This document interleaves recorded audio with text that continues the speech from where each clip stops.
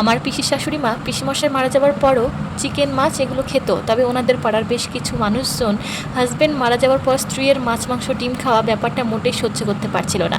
তাই অনেক মানুষের অসুবিধার কারণে পিসি একসময় অনিচ্ছা থাকতেও মাছ মাংস ডিম খাওয়া ছেড়ে দেয়। তবে যখনই আমার হাজব্যান্ড ছুটে আসতো, পিসি কিন্তু ওর সাথে দেখা করার জন্য কয়েকটা দিন এসে আমাদের বাড়িতে থাকতো।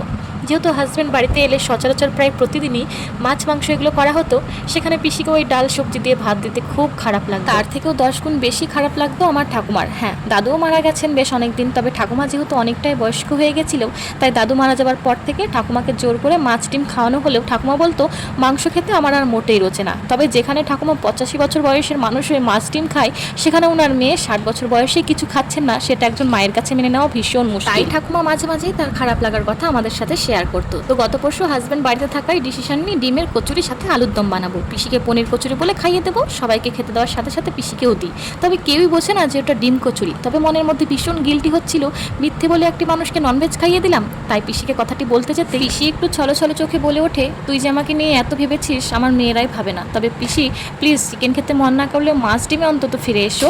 কে কি বললো তাতে তোমার কি আসে যায়? কেউ কি তোমায় রান্না করে খাইয়ে দেবে? অনেক বোঝানোর পর পিসি রাজি হয়। আচ্ছা, তবে দুপুরে রুই পোস্ত বানাস? 10টা বছর হয়ে গেল খাই না। মিথ্যে করে ডিম খাওয়ানোর কথা শুনে বাড়ির প্রত্যেকে বকাবকি করলেও পিসির লাস্ট ডিসিশনে সবাই আমার উপর ভীষণ খুশি হয়। তোমাদের গ্রামেও কি এমন কুপ্রথা চালু আছে? জানিও।